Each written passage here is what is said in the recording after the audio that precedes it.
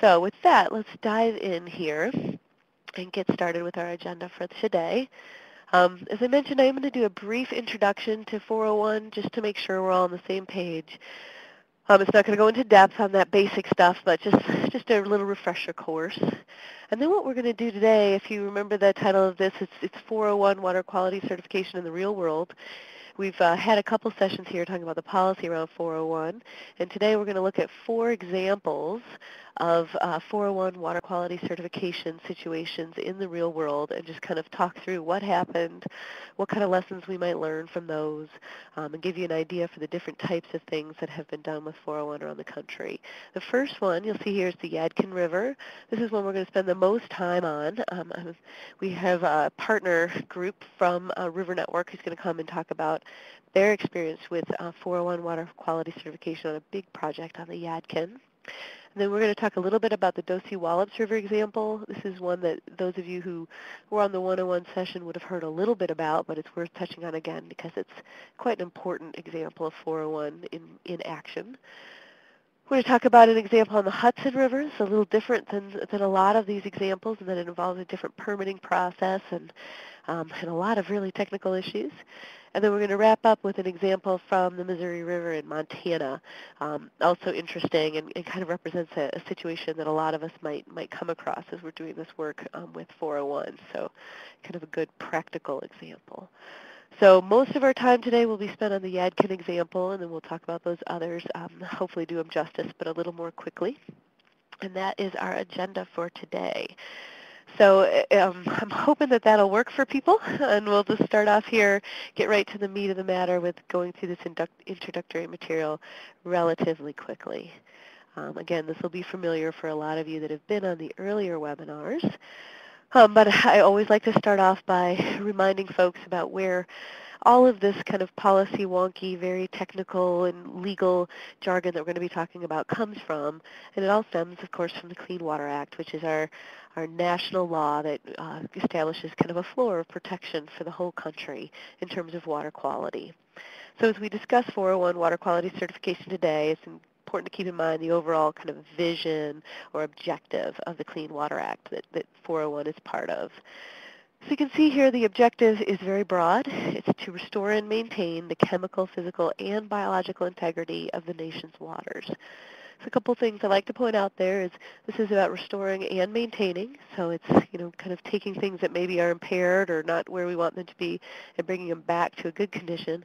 But it's also about protection, that maintenance idea of the good places that are out there where we still have good, high-quality systems.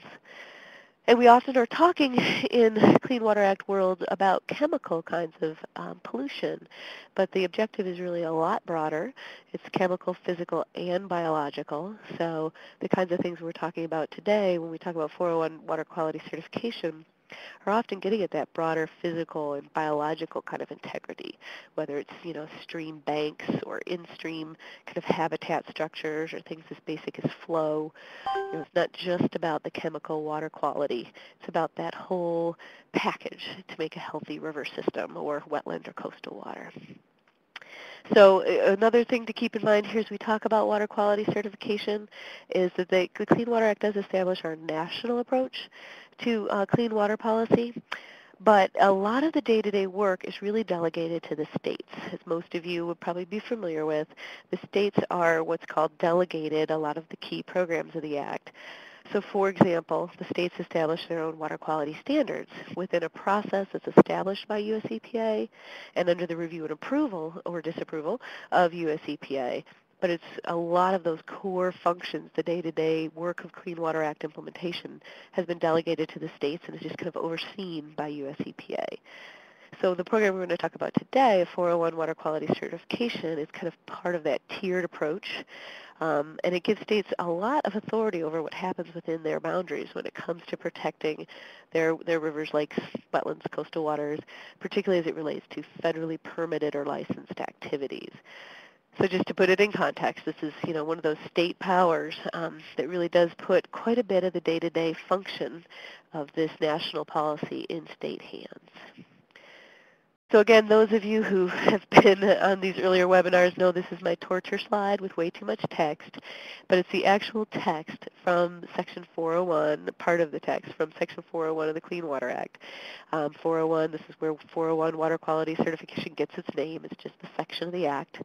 And even though this is text heavy, I like to kind of walk through it so that we all are on the same page about what we're actually talking about when we talk about 401.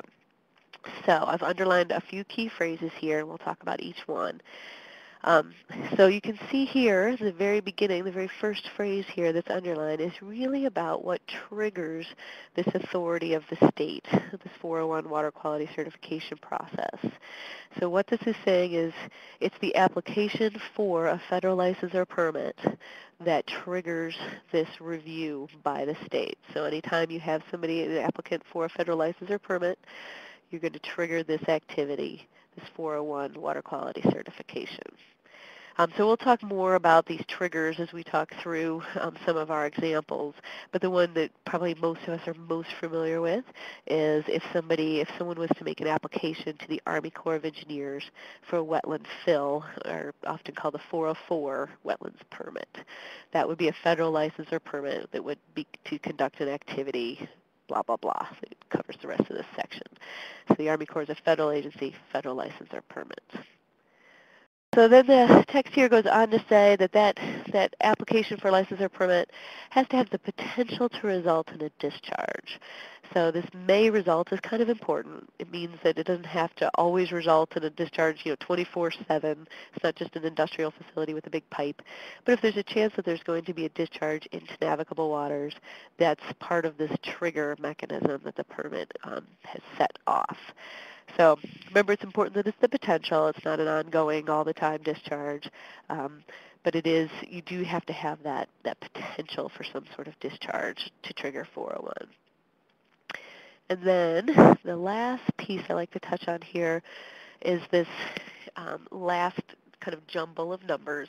And basically what this part of the section is saying is that what the state gets to do if there's a federal license or permit that may result in a discharge is review that proposed permit to make sure that it's going to comply with several sections of the Act. And in another section it also says any other state law that they deem appropriate.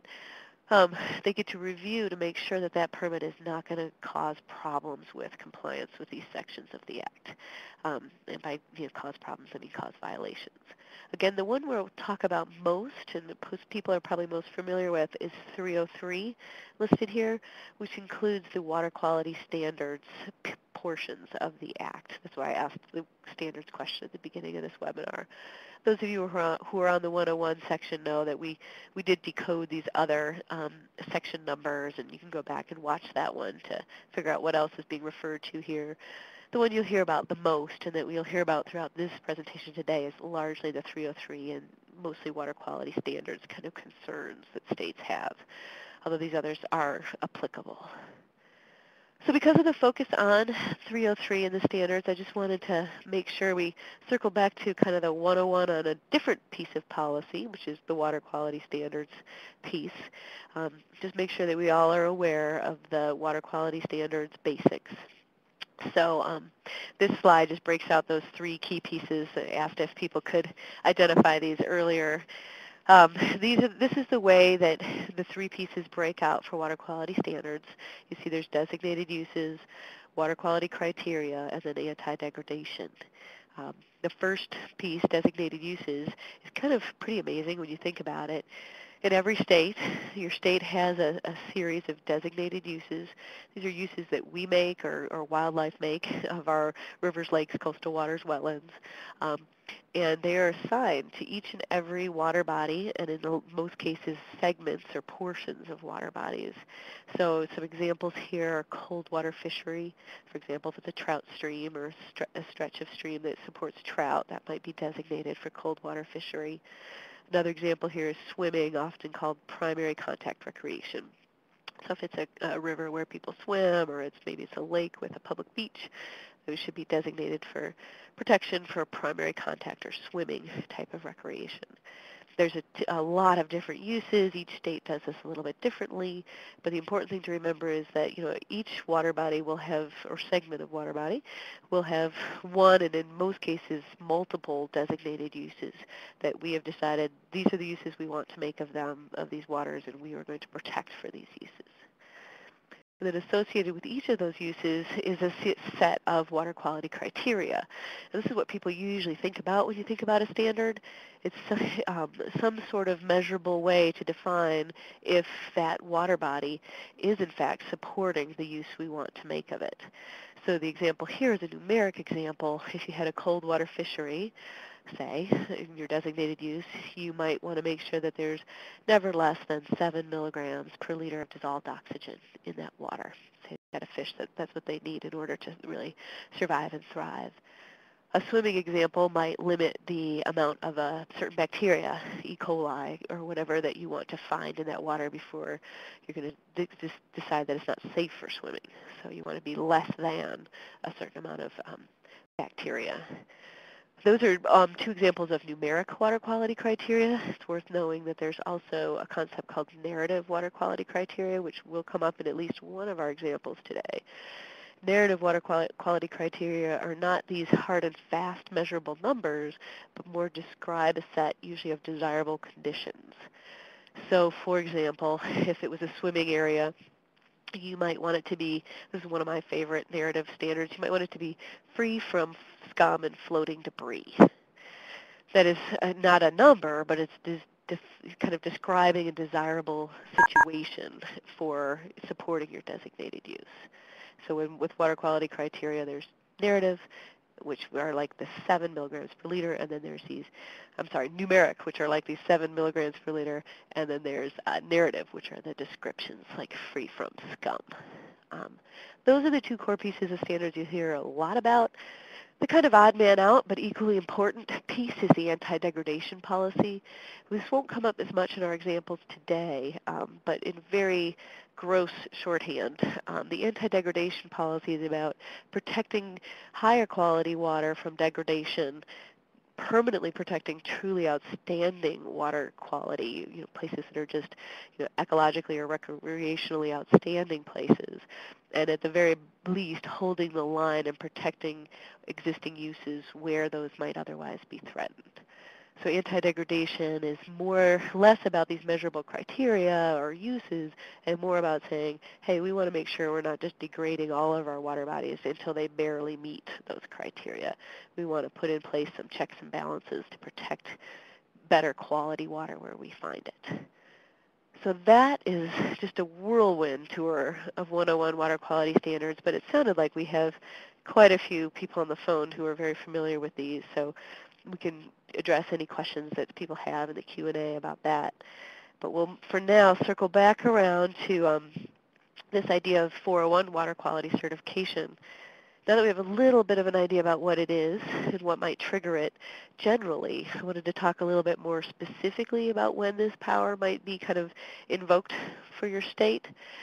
And I've listed a few here that we've talked about in previous webinars. You'll see that things that require a federal license, like a hydropower dam, whether it's construction or renewal of a hydropower dam license from the Federal Energy Regulatory Commission, those are federal permits that may result in a discharge, and so your state can look at those under 401 water quality certification. We've already talked a little bit about 404 wetland dredge and fill permits. Those are Army Corps of Engineer permits that may result in a discharge. They trigger this. Another example that we haven't mentioned yet is in some states, the US EPA is still issuing the NPDES permits, the discharge permits for pollution. In those cases, that's a federal permit being issued. So for example, in New Mexico, where US EPA issues those permits, the state of New Mexico has the right to review them under 401 water quality certification. Can anybody think of another example of a federal permit or license, and maybe chat it to me, use that Q&A function to send it my way? I think there's at least a few ringers on the phone that could probably answer that. I'm not seeing anybody. I know there's a few of you that know, but I'll give away a little bit. One of our case studies in this webinar will be looking at NRC permits, Nuclear Regulatory Commission permits. That's a federal permit that may result in a discharge, depending on the circumstances, but in this circumstance it is. Oh, and somebody, Larry says FEMA. I have never seen that, but technically I don't know what kind of permitting activities that they have, but they're a federal agency. And if they are issuing, a license or permit that could result in a discharge, they could. Trying to see here. Oh, BOR, Bureau of Reclamation. Again, yeah, if they're issuing any kind of permit or license that may result in a discharge, that could work. You have to put the two things together of a federal agency and that discharge trigger. But all of those are good examples. All right. Well, that gives you a little bit of an idea about the scope of activities that could hypothetically fall under this 401 program. So let's talk a little bit here about why do we care. Those of you, again, who've been through the other sessions know a little bit of this stuff, but what really happens if your state decides that, yes, there's a permit or license out there, a federal permit or license that may result in a discharge, and we're going to use this 401 authority to review the permit. Well, what happens is really kind of, at least potentially powerful, especially when it's combined with kind of a good, strong vision from a state agency, because this is their power that they get to invoke.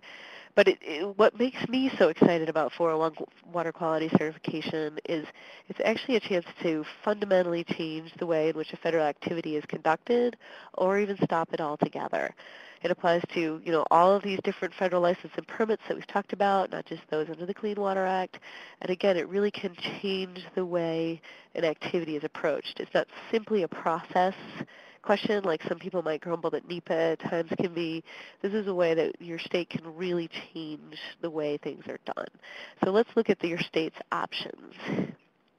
Your state can, once they decide that they have the authority to review this activity, they could just certify the project. And by certify, we mean your state reviews it and says, we think that this complies with our water quality standards, doesn't run the risk of violating our standards, and those other sections of the Act that I referenced in that text-heavy slide. I'm just going to use standards for kind of shorthand, but it can protect the waters of the state. We can certify that this project is going to be okay. So that's their first option. The second option is they can certify the project. So they're saying it can go forward, but they can require conditions that are necessary to comply with water quality standards or those other sections of the Act and their state laws.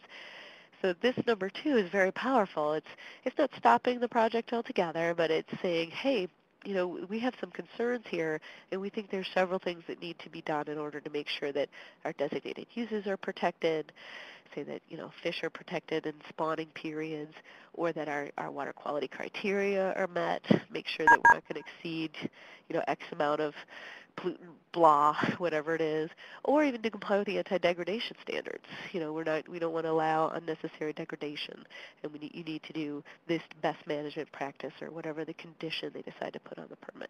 And we'll look at some examples of that so you get an idea.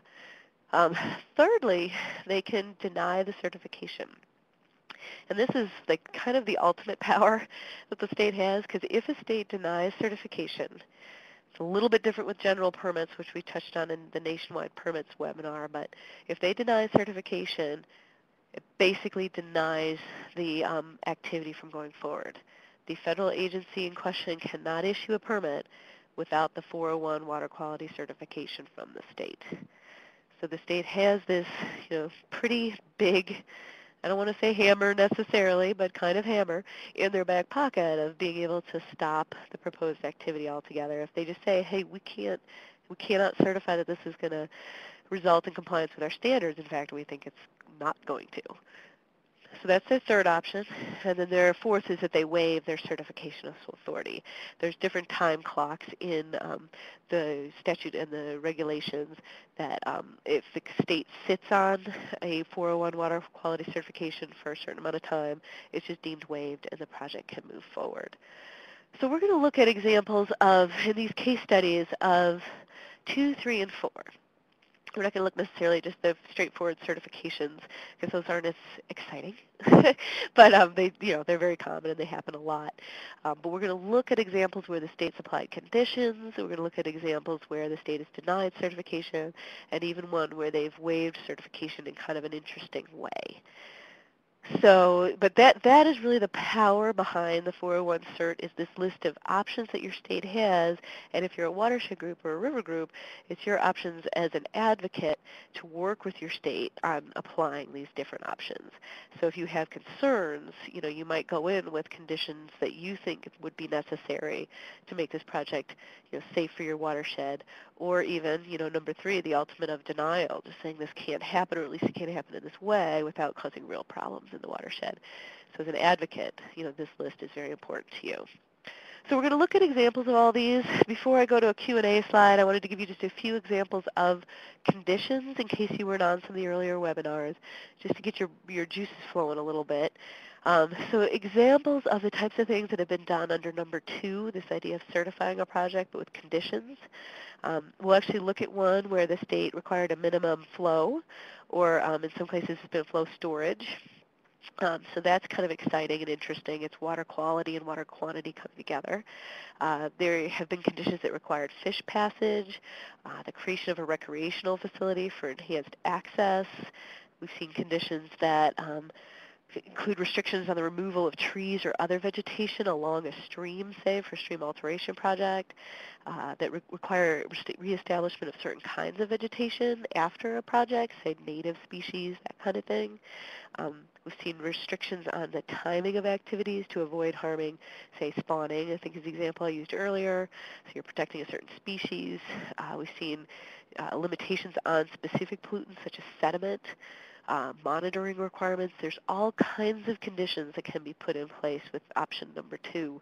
As long as they're tied to this idea that the state is, ensuring compliance with standards and other provisions of the law, there's no, hard and fast limit on what the state can actually require. It just has to be, reasonably tied to this idea of protecting water quality. They can't require you to buy them a hot tub or something. So it's a really powerful option in number 2, and we'll look at more examples. I just wanted to throw those out there to get your juices flowing. So with that, I think what we're going to do, if I remember right, this is our first time I'm going to ask Catherine to open up the lines for question and answer, if she could. All attendees have been unmuted.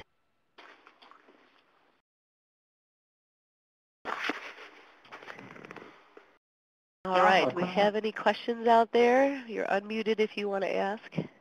Yeah, I'd like to ask a question. Sure, go ahead.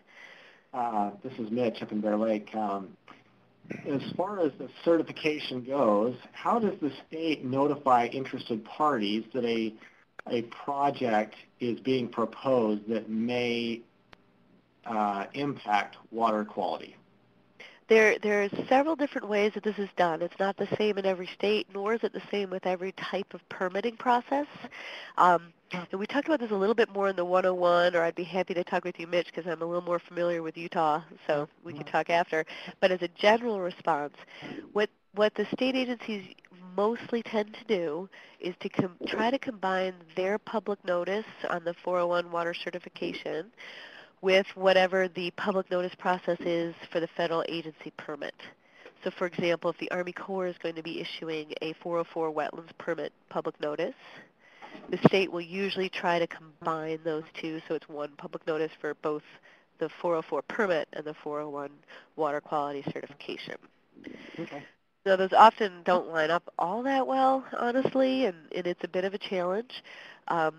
But that's generally what states try to do. If they're not able to, they may just publish those 401 water quality certification notices like they would any other public notice. So if they have an email list where they send, discharge permits and that kind of thing, or a website, they should be using those similar mechanisms for public notice. Here in Utah, we haven't used it all that much, honestly, Mitch, but that's changing. But they have tried to largely work with the Corps, the majority of them, to do that joint public notice. Okay. Other questions from folks? Wow. Either that was very thorough, or you all did your homework before you got here, or you're half asleep. But okay, well, with that, I'm going to ask a quick question. Is Dean on the line? I have not yet heard him pipe up. I want to see if our riverkeeper is here. I'm here. Yay! Okay. Well, I'm going to ask. We're going to do a little experiment here. Dean, did you log in with that host code in terms of the phone? Did you dial in with that? Yeah, I dialed in. Okay, perfect. Well, we're going to have Catherine mute everybody again and hope that we can still hear you, Dean. So sit tight for 1 second, everybody. Sure. All attendees have been muted. You can unmute your line by pressing *6. Okay, Dean, can you speak up and let me know if we can hear you? Okay, that didn't work, Catherine. We're going to have to unmute him. Unmute everybody. All attendees have been unmuted. All right. Well, so we've got a little bit of technical difficulty here because this is our first time with co-presenters. So we'll just ask if you're in a louder place, if you can mute your own phone line by hitting *6. That will help with background noise because we've got a kind of special guest presenter here who's going to give us our first case study, which is focused on the Yadkin River. So I would like to introduce Dean Nayux, who's going to do about 20 minutes talking about a recent 401 water quality certification case study, and then we'll open up the lines for 5 or 10 minutes of questions. We're excited about this because this is, hearing it from the horse's mouth, a river advocate that's been using this tool, and he's going to tell us a little bit about the story behind this case study, what's happened, and then maybe what's coming next. So, Dean, I've got a few slides here, and I'll just kind of scroll through them as you're talking, but you can go ahead and take it away. I think, Dean, if you're talking, we can't hear you. Hit *6 on your phone. All right, there. There we go. Hear me? Yep, we can hear you now. Sorry, I hit *6 before you went back and unmuted everybody, so it actually muted me.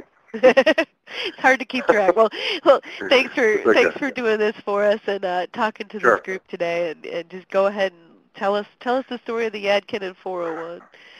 Well, I hope it's helpful, and I will say I'm glad you told me it's being recorded and actually posted because, we are on appeal on this. If Alcoa should win, we'll go back to trial, and I can talk about any type of documents that were introduced into the court record, but I can't really talk about court testimony. So, and Alcoa will find this on your website. So, I appreciate you making me aware of that. But, I don't know if folks that read the information. I don't want to repeat a lot of things that they've already read, but, essentially Alcoa has operated on the Yadkin River since 1917. They got their first FERC license in 1958, obviously before the Clean Water Act. And they, essentially, as time went on, the Clean Water Act got issued. They really never had to operate under a 401 water quality certification. So this whole process was pretty new to them. And, essentially, without going into lots of detail, they operated 4 hydroelectric dams on the Yadkin River to generate power for an aluminum smelter. Aluminum smelting is one of the most toxic manufacturing processes on the planet. And, it caused lots of PCB contamination, arsenic, cyanide at the plant. Meanwhile, there are 4 dams that they've operated for quite some time, since they're so old, have had major problems with dissolved oxygen. They've been out of compliance since at least 2002. They've had, fish kills and algae blooms and low DO issues in the reservoirs as a result of, water quality problems and the fact they, in my opinion, haven't managed those dams very well. And so when the 401 certification came up, it's important to keep in mind that I had just become the river keeper. We'd never had an advocacy program here on the Yadkin. So we literally jumped into this very late in the process. We got Duke Law School to represent us, and we filed comments on the dissolved oxygen issues that the state was well aware of, and was actually going to give Alcoa a free pass for another 10 years or so to come into compliance. There was also the issue of PCB contamination, which usually is not linked to a 401 or anything like that, but we felt if PCBs were passing through the dams, getting into the project property, and negatively impacting fish and possibly human health, that need to be addressed as well. There was also issues of cyanide, which had not been really studied very well, but we know that from the aluminum smelter plant that cyanide was definitely leaching into the Yadkin River and the Baden Lake, which is part of the Yadkin River chain. So we contested this permit. It was issued in May of 2009. And we contested it at a small rural county called Stanley County. All Republicans actually stood strong with us and contested this permit as well.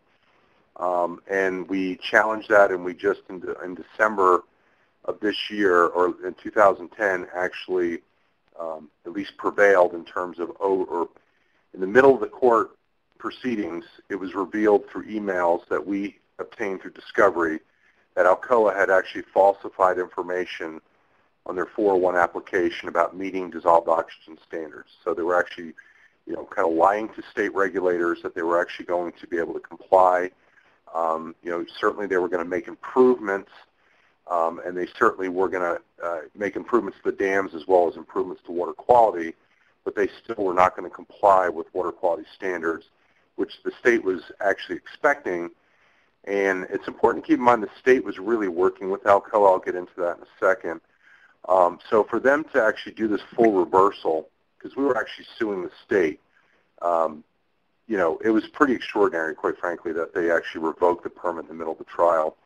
And so, never give up, I guess, is an important lesson because, this is a 50, one of the top 51 corporations on the planet, and, we were just very fortunate to get a win out of this. Again, what I think is important to understand is that this is still going on. Alcoa has appealed.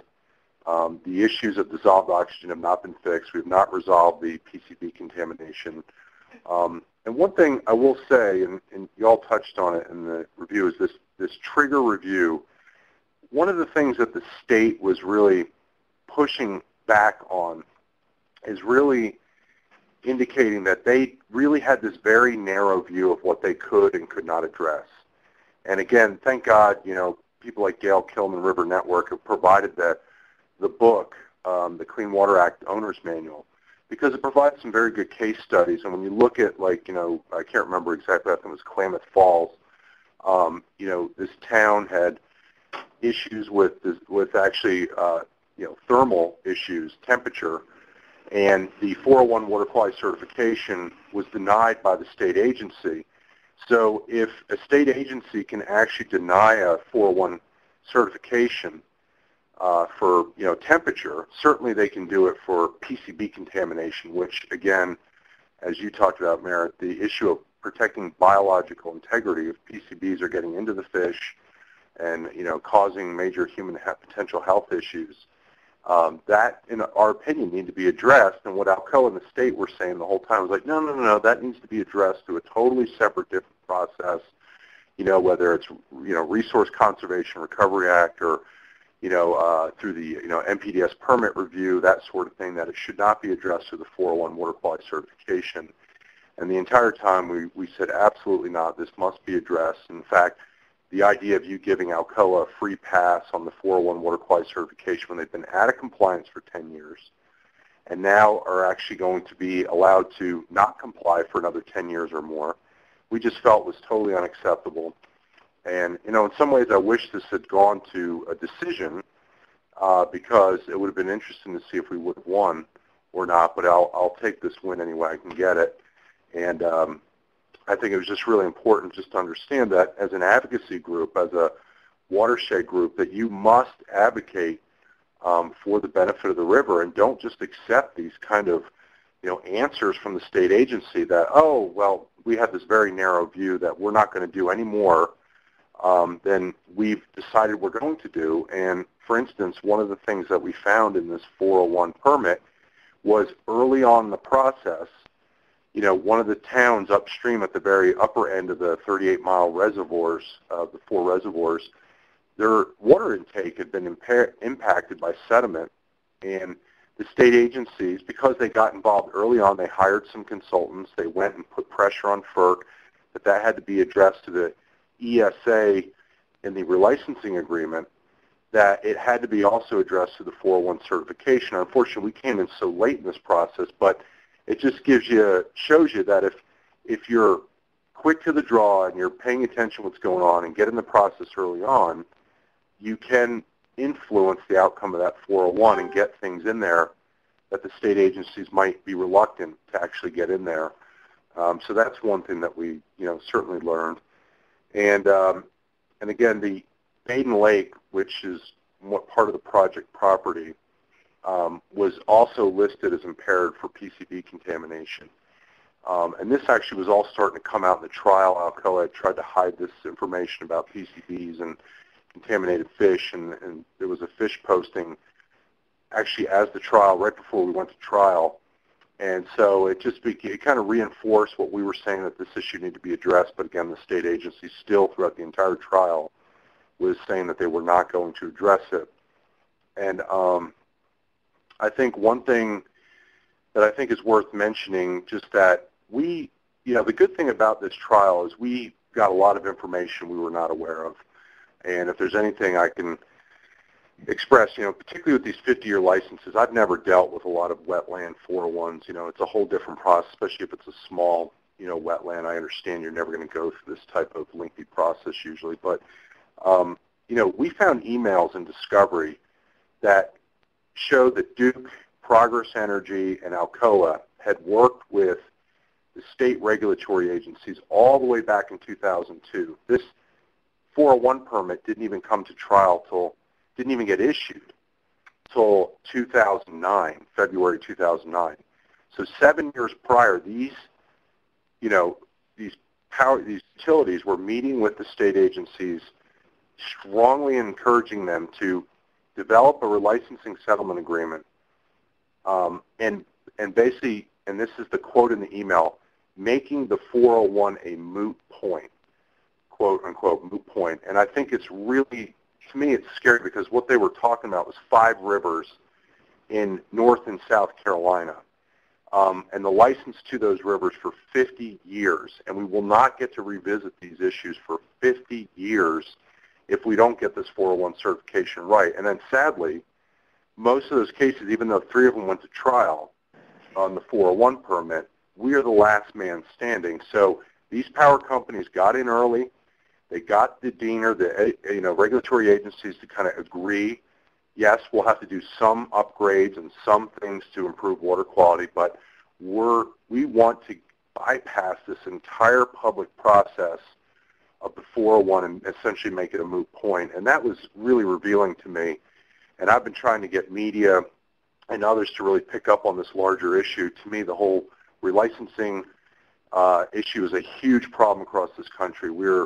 This is a captured agency, the Federal Energy Regulatory Commission, and while these 401 permits are dealt with at the state level, if these agencies are successful in influencing FERC and controlling the entire relicensing process and essentially making these 401s a moot point, that's really, really bad for our rivers in this country, and it's very concerning about the links in which these companies are actually looking out well in advance.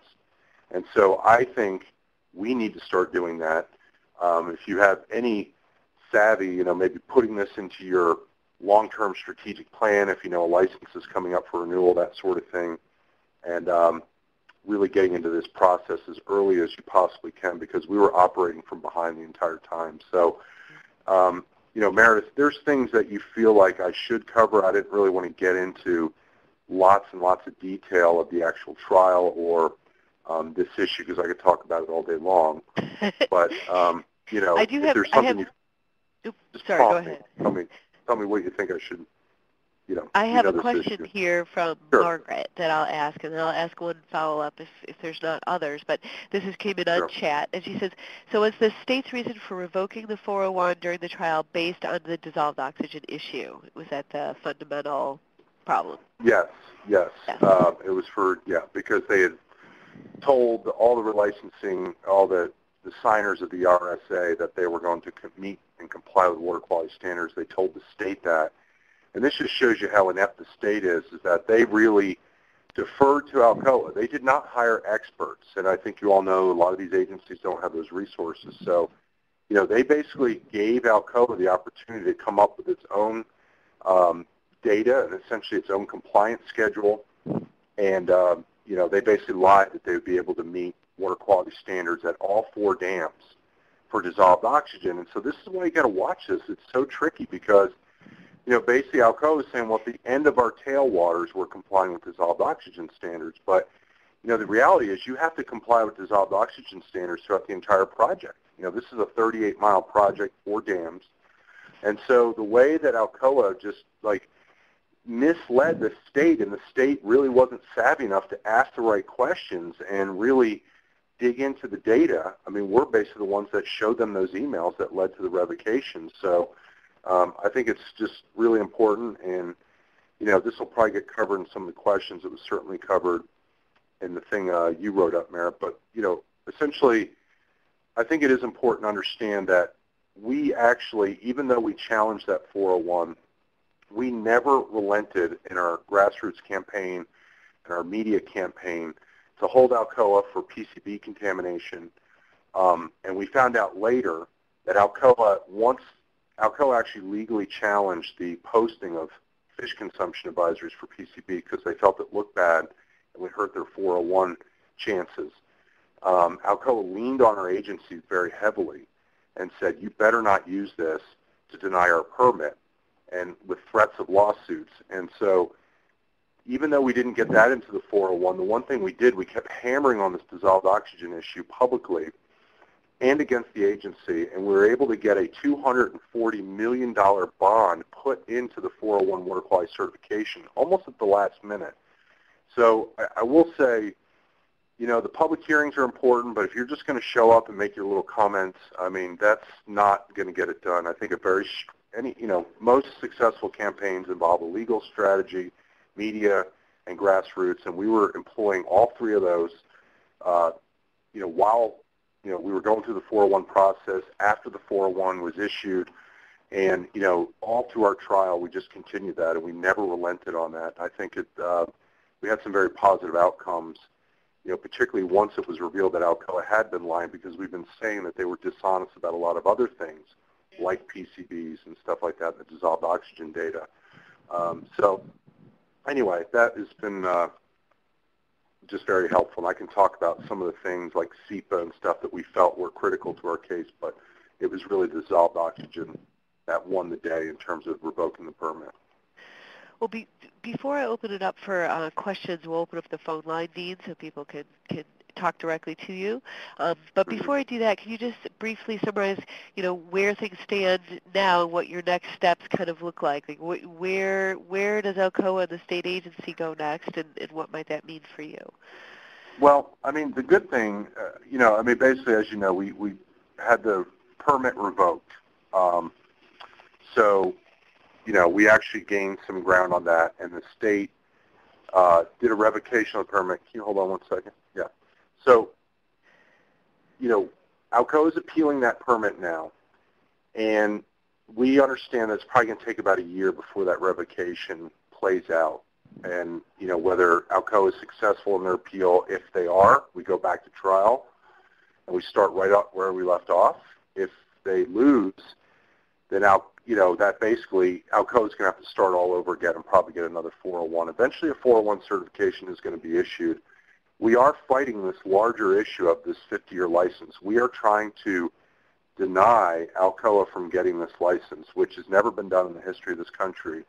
But we have the governor's office on her side and, other things, and she's making an appeal to the Federal Energy Regulatory Commission that Alcoa no longer deserves to operate these dams.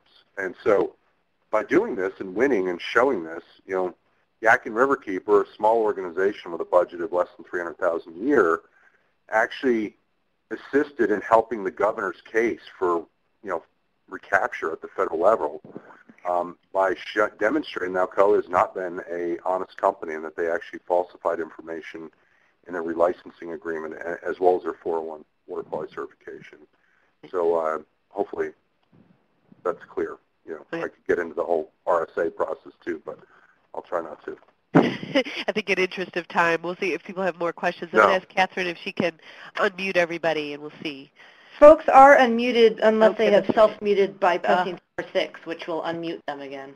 Thank you for keeping track of the mute-unmute, Catherine. So if anybody on the line has a question, hit *6 on your phone and it will unmute you, and you can talk directly to Dean with a question.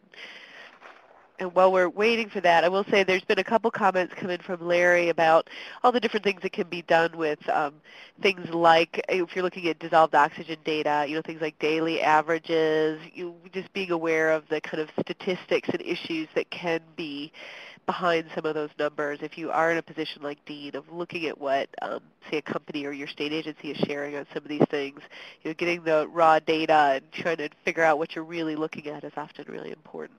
I have a question for Dean. This is Margaret in Boston. Is the appeal of the revocation of the 401 in the first instance an administrative appeal, or is it in court? Yeah, it's an administrative appeal. Okay. Yep. Other questions for Dean? Yeah, this is Deirdre Desmond. I'm also from Massachusetts. So in the beginning, I was assuming that the state was going to address PCBs in the 401 water quality certification, but that's not the case, is it? Because I was just curious how they would do that. Well, that's a good question. The state feels like they have, the state agency, because they were boxed into a corner. They've essentially, quite frankly, if you think about it from their perspective, they've allowed Alcoa to get away with this for many, many years through their, Alcoa has 10 discharge pipes that discharge into Baden Lake and other tributaries of the Yadkin River. Mm-hmm. And they've caused wide-scale contamination of PCBs in the fish, cyanide, and the state agency has really done a poor job of protecting water quality standards and ensuring that that issue is going to be addressed. So we raised it in the 401. And what the state's response was is that they were going to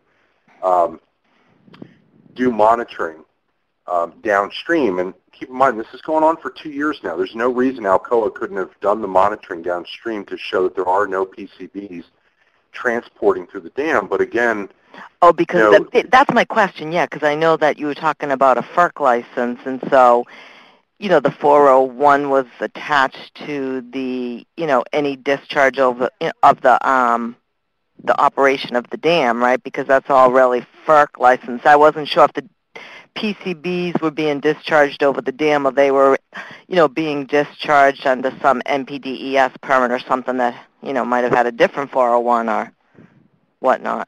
Well, and that's what the state is trying to say is like, look, if you're concerned about PCBs, Yadkin Riverkeeper, take it up to another process. But, I think Merritt made some really good points is that, this is very open what they can and can't address. It's a matter of the will of the agency, quite frankly.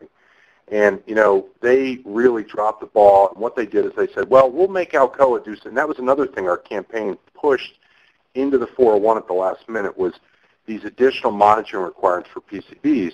Mm-hmm. And what the state agency did is they put a reopener in the 401 so that if PCBs were determined to be a problem later on down the road, that the state could reopen the permit. But as you all know, likely know, that is going to fall on a group like mine to have to force the state to reopen this 401 permit and hopefully get the state agency to agree with us to get Alcoa to address this in some way or another. And we just felt it was completely unacceptable. And again, this is not a permit. This is a certification that the state agency has the last chance to sign off for 50 years to say that they're going to actually meet and comply with water quality standards and that there are no adverse downstream impacts. And we're just sitting there saying, how can you say that? There's dissolved oxygen, there's PCBs.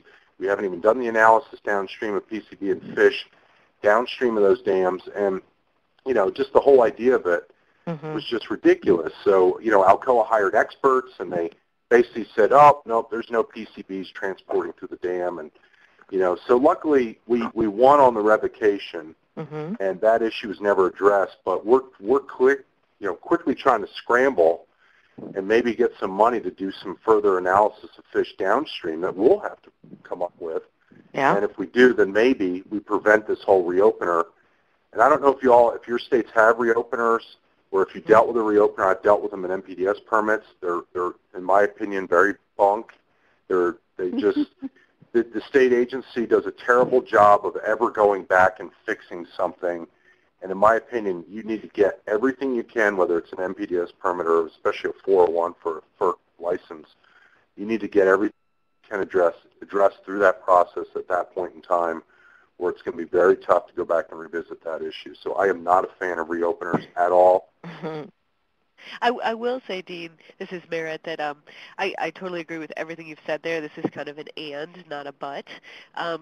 Is that as a option to have, you want to get everything you can in there, but it is not something I've heard a lot in a 401 certification being used, and at least it does give a group like yours the opportunity to bring things forward. Now it just puts that a lot of pressure and burden of proof and everything else on the local watershed group, but at least there is a mechanism in place to bring that to the table rather than having to wait 50 years.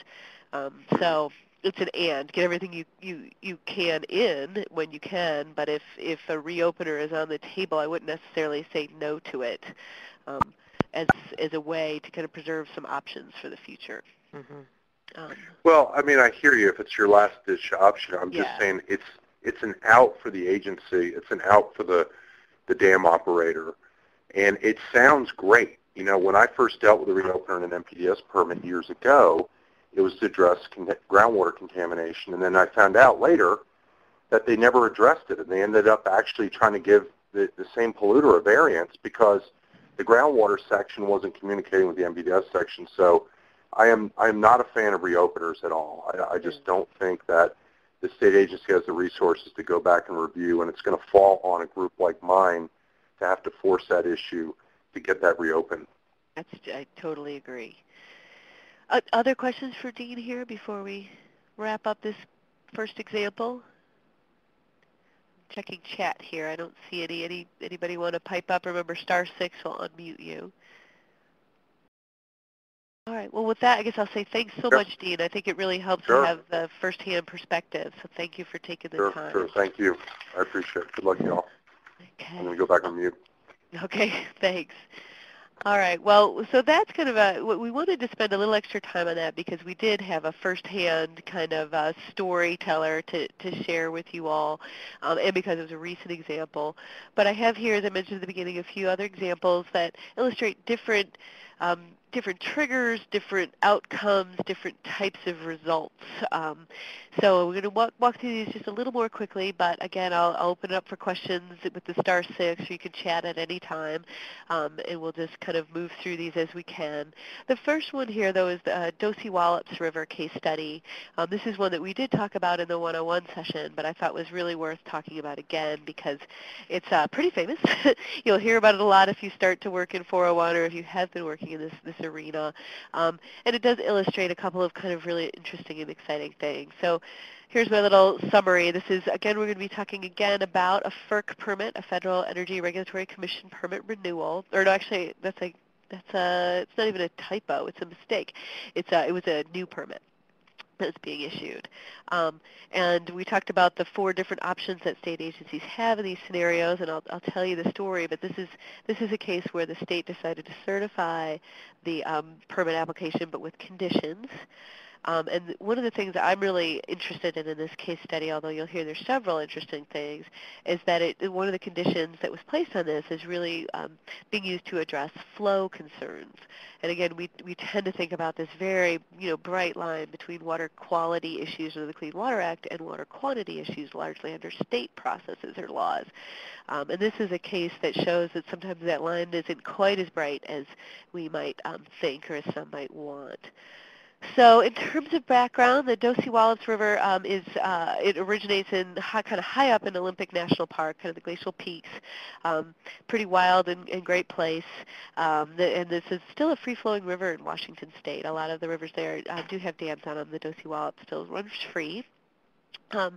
Back in 1982, though, the Jefferson County Public Utility District and the city of Tacoma proposed to build a new hydroelectric project on the river. It was going to be called the Elkhorn Project, so you might sometimes hear this referred to as the Elkhorn example.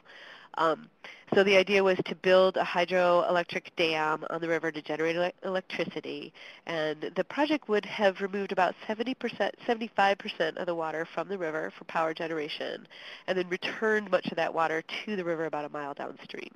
So there's, a significant stretch of water that was significantly impacted, 75% about of the flow taken out for this hydroelectric facility.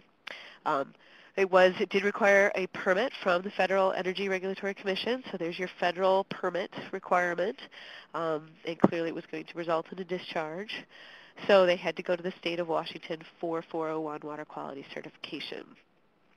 So when the state was looking at this proposal, they looked at the Dosewallip River, and we talked about designated uses, part of water quality standards. And the Dosewallips on this stretch was at what's called in Washington a Class AA river, which is the highest kind of designation possible. So uses of that stretch of river that would have been impacted include salmon migration, rearing and spawning, as well as harvesting. And the state standards had this language in it that required that existing beneficial uses be maintained and protected. No further degradation which could interfere with these, should be allowed. So basically, there's the anti-degradation kinds of ideas in there. So the Washington State Agency, which is called the Department of Ecology in Washington, reviewed this under 401, and they worked with the region's fisheries agencies and tribes because there was, of course, a particular concern about the salmon fishery. So what the state decided to do was to issue a certification, but to require some conditions on that certification. And all these issues are more complicated than I can do justice in this presentation today.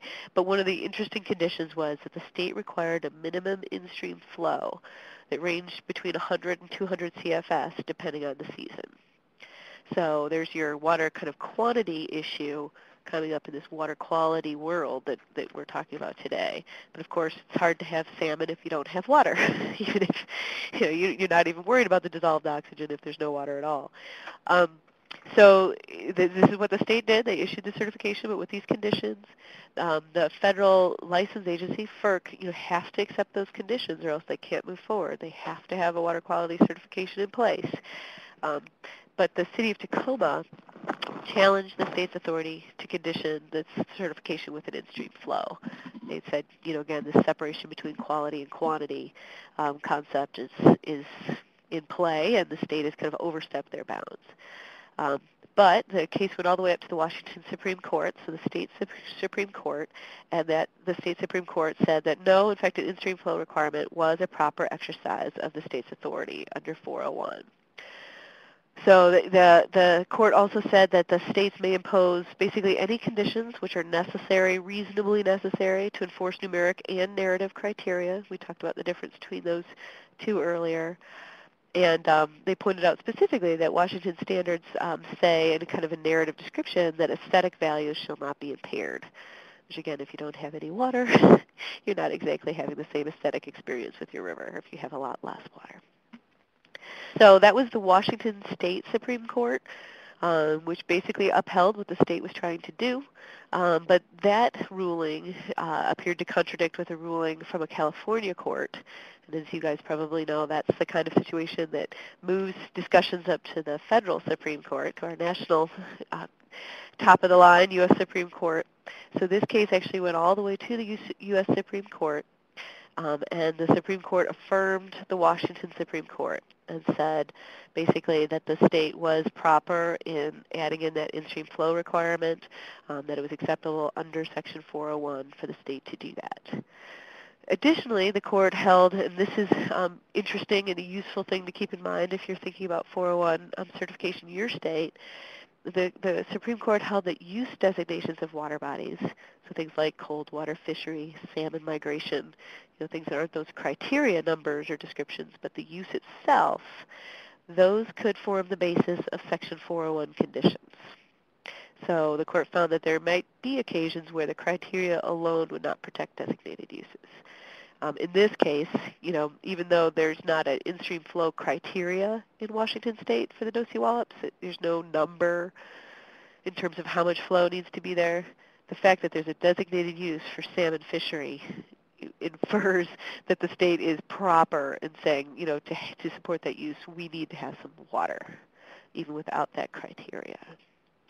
So that is the quick whirlwind tour of the Dosiwala. It's probably the most famous court decision on 401 certification. Anybody have any questions about that one? Remember, *6 unmutes yourself. Anybody at all? We did cover this in 101, so. I just wanted to ask, is that PUD number 1? It is. I don't have the site here. I could send around the site to people, but it is. It's PUD number 1 of Jefferson County versus Washington Department of Ecology. Yes, okay. Thanks. And if anybody's really interested, there's a great article called The Sleeping Giant Awakens by Catherine Ransel, R-A-N-S-E-L, on the whole trajectory of this case in the river. Any other questions? All right, well then we'll move on to a new example, or relatively, kind of like the Yadkin, relatively new and timely, on the Hudson River. So this is going to be, we have a slightly different trigger here. We're going to be talking about Nuclear Regulatory Commission permit renewal, which is kind of like what Dean was talking about in terms of the FERC licenses, a long permit, 20-year term on these permits. But the issuance or reissuance of one of these permits, in this case it's a reissuance, triggers 401 water quality certification by your state. In this case, the state denied certification, so this is another example of outright denial, although the process is still ongoing because that has been kind of challenged, as we'll talk about.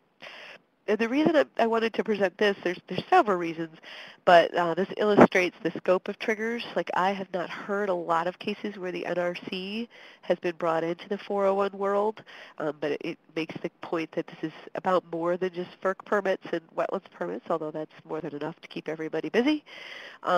And also, this is just interesting because this whole issue has such a long history.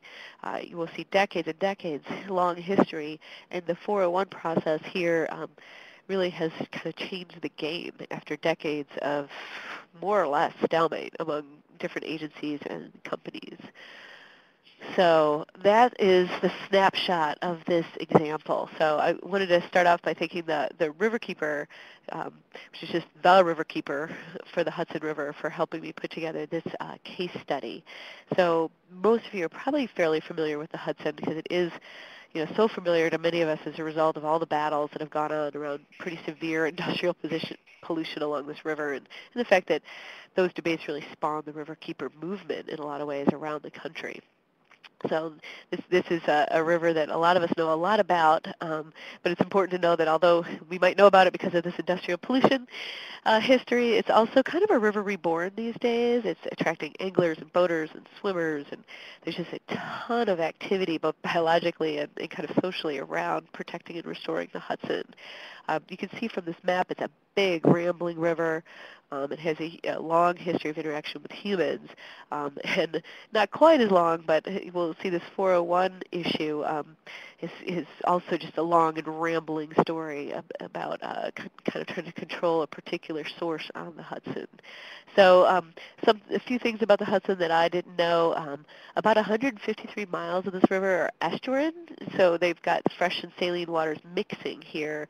It makes it just an incredibly rich and vibrant kind of place for fish and just for biological activity. In fact, it's one of 2 of the principal spawning grounds on the East Coast.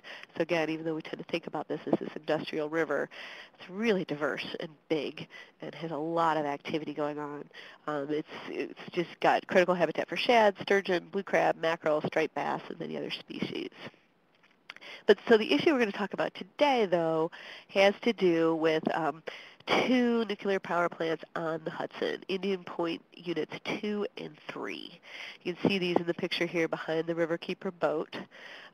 These plants were put in the early 1970s, and they were put in using technology that was outmoded by the late 1970s in terms of water intake systems and cooling of the plants. So largely what we're going to be talking about when we're talking about their issues with water quality will be about these cooling systems that were put in place in the early 70s. Technology was such that by the late 70s, it was already kind of outmoded situation. The history again here is really long in terms of why those systems have not been updated. So I'll collapse it into one sentence, which is basically, due to a series of bureaucratic changes, negotiated deals, and other factors, many different permitting processes and agencies involved, Units 2 and 3, the two we're looking at here, have escaped these upgrades to their cooling systems that otherwise would have been required, and so continue to use this technology that's long known to cause violations of water quality standards. It's not really even in debate if this is a problem or not. These outdated systems that they use are called once-through systems, once-through cooling systems, and what they do is they withdraw about 2.5 billion gallons of water a day from the Hudson. So as the plant draws in the water, they're also drawing in plankton, eggs, larvae, and even fish. They're kind of sucked into the plant systems, they're trapped against the intake screens, and killed. And then after the water is run through a steam condenser one time and used for cooling purposes, the water is discharged back into the Hudson at increased temperatures. I think Dean mentioned, a lot of concern with temperature issues, a lot of facilities, and this is one where discharge of warmer water is causing problems in the system. So you've got problems at the intake as well as at the outflow of this plant. Just as an aside, by contrast, the new and improved systems, the systems that, saying kind of by the late 70s were more the norm, are called closed-cycle cooling systems. And they use less than 10% of the water that one of these once-through systems use, and they reduce harm to aquatic organisms, both because they have less of an impact in terms of sucking in organisms and less of a temperature problem at the other end. Shifting the technology would be expensive, but it's proven and it's been being, the common used technology in the industry since the late 70s. But again, for years, these facilities, these units 2 and 3, have escaped these upgrades. So where does 401 come in? The original federal license from the NRC Commission for these two units are set to expire in 2013 and 2015. As part of that process, the plant owners, I think I'm pronouncing this right when I say Entergy, I think that's their name. Companies all have funny names these days. Entergy had to apply for a 401 water quality certification from New York State. So the state issued their public notice and started the 401 process, and local groups got involved, much as Dean was talking about his keeper group did. So the River Keeper here got involved, along with groups like the Scenic Hudson and the Natural Resources Defense Council. People really took advantage of the fact that this is a process that requires public comment and input, and they sprang into action, as they say in their materials. So they actually were requesting that the 401 certification be denied, or if the application was not denied, they came up with very specific conditions that they were advocating for to address this long-standing problem. But again, nobody was really disagreeing with the fact there was a problem. It was just, what to do about it was the big debate. So after about a year of review and discussions with Entergy, the company, in April last year, the state agency denied certification. And they used very strong language, very clear language. They basically said that the way the facilities have been operated, even with some changes that the company had proposed, do not and will not comply with existing New York State water quality standards. Pretty straightforward. It's a long certification letter that I can share with people. We'll put up on our website. But the state agency just said this has been going on for decades, and there's no way that we can, in good faith, say this is going to comply with standards. It's just not. So with that denial, the NRC cannot issue their permit. They do not have a 401 water quality certification in place, hence the process cannot move forward. Of course, the applicant, Entergy, has requested a hearing to contest the denial, and the advocacy groups that have been involved have successfully petitioned to intervene in the case. So this will be kind of an ongoing issue. But it's really an interesting use of 401 in my mind, because this is a problem that everybody has agreed has existed for decades, and there hasn't been a firm handle to get control of this problem and really require it to be addressed. And the 401 has, for now, really derailed what has been a pretty successful delay of upgrade at these facilities. So although it's not resolved, and this isn't, the answer to the question of what to do with these facilities, it really is requiring the company to come to the table and at least look at the fact that there is an alternate technology that they could put in place. I think those are the main points I wanted to make on this one. Before I go to questions, though, I will say in talking with Riverkeeper, one of the things that they really suggested that folks on this webinar might really want to think about with this is this example is one of the things they did was they were able to think very broadly, kind of like Dean said, about what the state could look at in terms of 401 water quality certification. So when you look at what the state agency was reviewing here, they weren't just simply looking at a number, water quality criteria, numeric water quality criteria, and say yes or no. The groups that were commenting and engaged in this process were really looking at those uses. What's really happening with, say, the aquatic life? Is that being supported, even if all the numbers are met? If you're, sucking in that many fish every day, what does that mean for the aquatic life use? The plant closes off parts of the river to public recreation because of security and access concerns, so that's affecting a use. They really were thinking broadly about what kinds of issues this 401 water quality certification can look at. And the folks at Riverkeeper really thought that that was something that they learned from this process that others should contemplate. So with that, if you have any questions and you want to hit, *6, I keep forgetting, I would happily try to address any concerns or questions on this example. Does anybody have any thoughts? My question slide is taking forever to come up. No questions at all? That's good. That'll make sure we have time to get through the next one. But anybody? All right. Well, then if my slides ever change, maybe we'll just move right to the next example here. This is a problem earlier with some of these slides. So I'll just start talking about our next example while we wait for the technology to catch up here. The last example that I wanted to talk about today is probably a more commonplace example. One of my concerns about the case studies that we had here was that a lot of them were, in some ways, could be hard to replicate. One of the things that I talked about with the folks at the Riverkeeper, as well as with Dean at the Yadkin Riverkeeper, and even if you think about the Dosey Wallops, is they're pretty big, high-profile projects where the state agency might have relatively more resources to look at the data and really do an analysis. There's going to be more press coverage and perhaps more political coverage.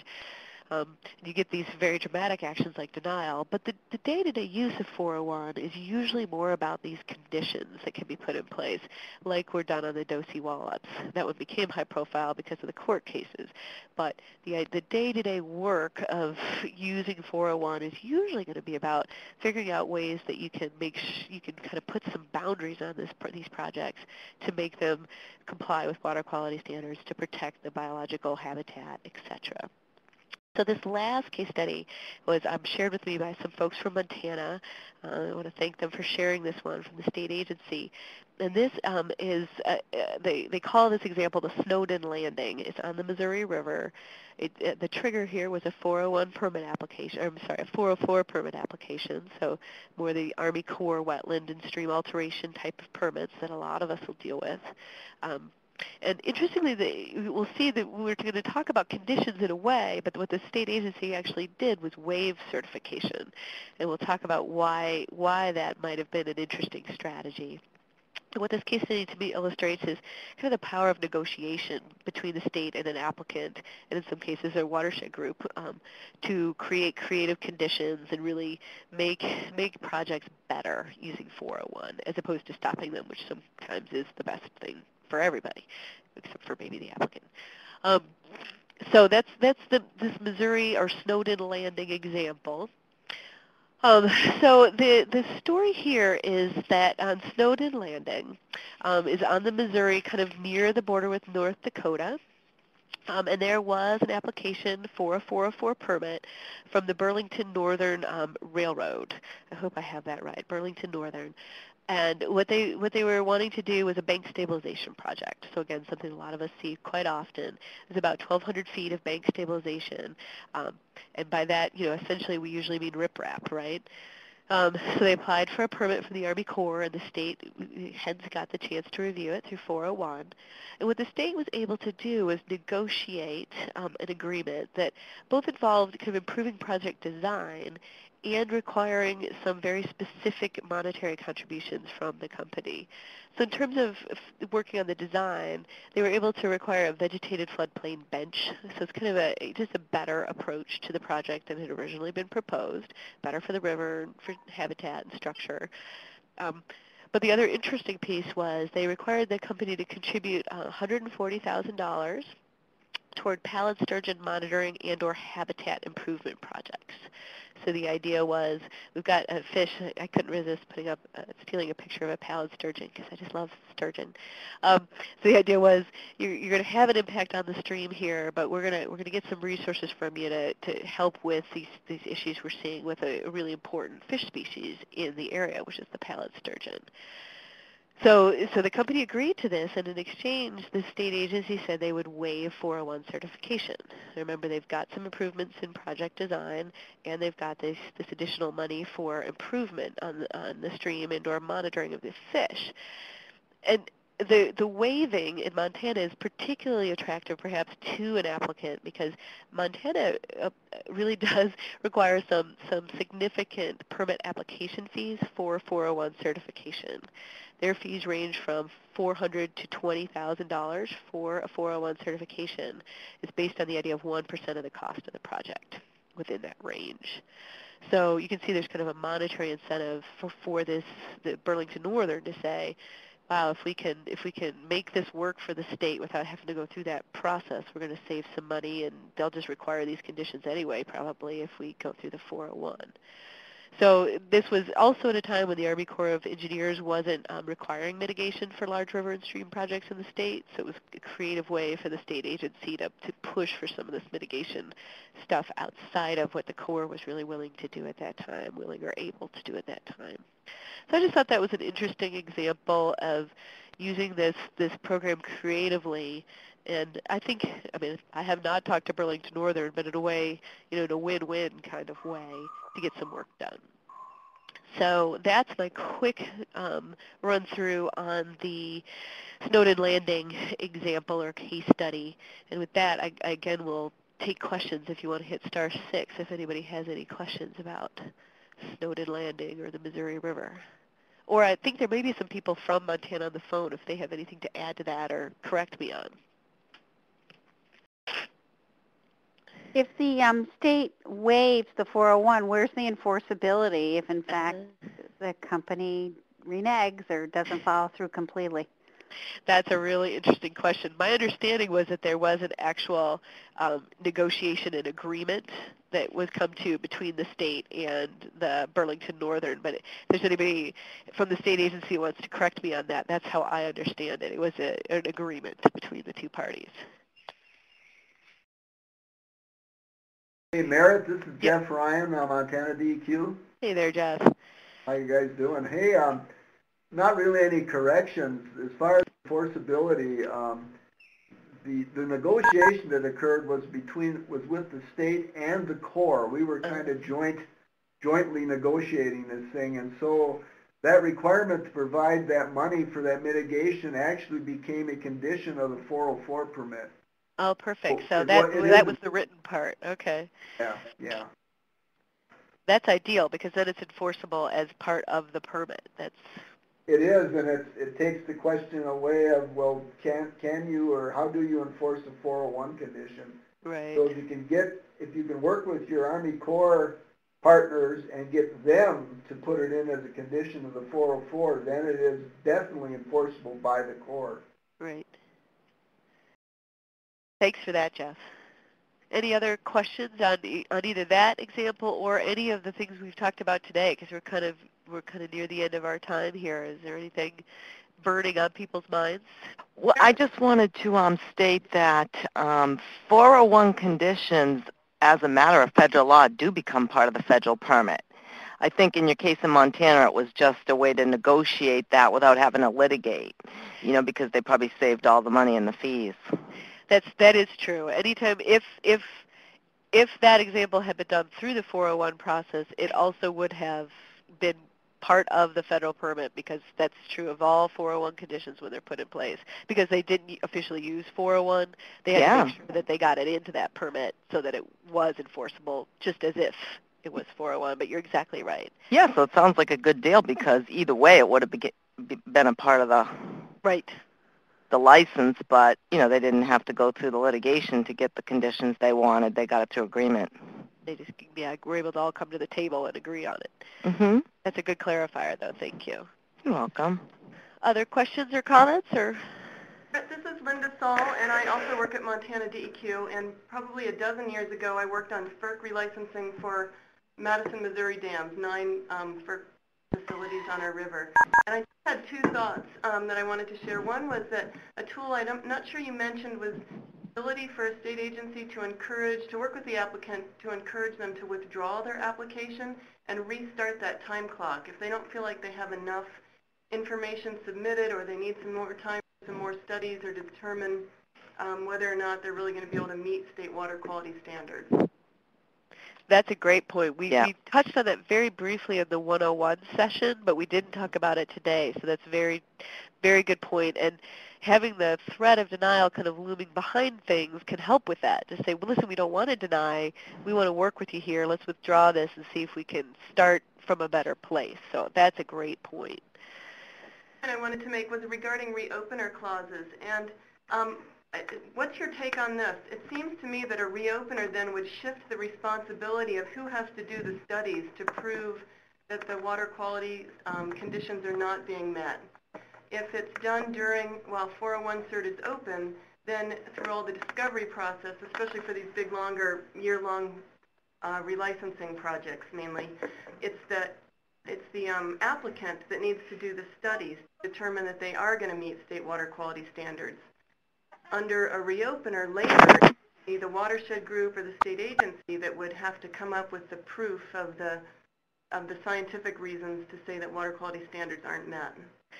I would agree with your read on that, and if anybody doesn't, I'd encourage you to pipe up. I mean, I think that's kind of what Dean was saying is it ends up shifting the burden of proof to a state agency that probably doesn't have the resources or time, or in some cases the political will to follow up on that, or a watershed group that may or may not have those same resources to follow up.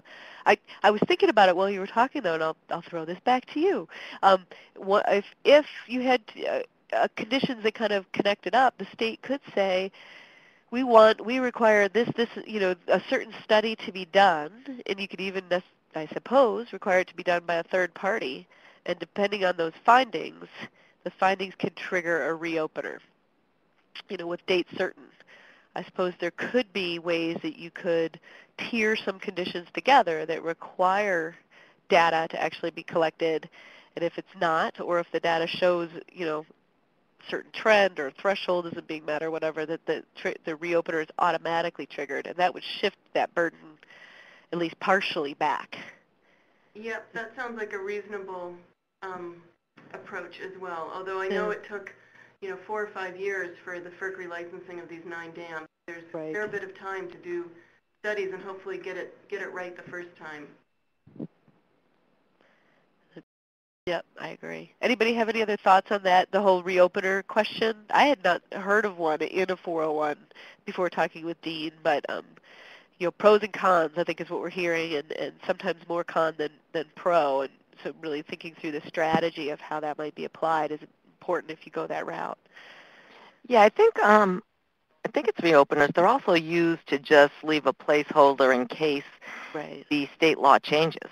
Right. Or that the project changes in a way. Right. That the activity that all the information they provided in the application somehow, we find out the activity changes. So you want to leave a placeholder to require reopen it and require new or revise conditions based on those things. Those things. And so I guess the take-home lesson for a watershed group or river group would be, even if you've got a project you're concerned about that already has been through the 401 process, you may want to check and see if there at least is this opportunity in there, and see if, state law has changed, or, if there's other factors that might allow you to use that reopener, even if it, like Dean says, does put the burden of proof in all the wrong places. Well, with that, Larry Zuckerman tells me it's the Burlington Northern Santa Fe Railway. I couldn't figure out the S. Burlington Northern Santa Fe Railway, the Montana example on the Missouri River. With that, we're a few minutes over, but any other burning questions before we wrap up here? You've been a good crowd. Anything else? Mm-hmm. All right. Well, I will wrap up by saying thank you for listening to my very stuffy self. I apologize for that, and I cringe to think that that's been recorded for others to suffer through, but thank you for that. And there will be a survey after we close out of this meeting. There'll be a window, hopefully, that pops up with a very brief evaluation. And this is a newish tool for River Network. It would be really helpful for us if you all took a few seconds there to fill that out. It also includes a place where you could tell us about other subjects that you'd like webinars on, or additional information on 401 that you might want. And you will receive a follow-up email from Catherine reminding you about that survey. And I'll try to include, if there's any other follow-up resources here from our discussion, I'll try to include a link to those on our website for everybody. So watch for that. And otherwise, thank you so much for your time today, and go forth and use the power of 401. Thank you. Thanks, guys. Bye-bye. Bye.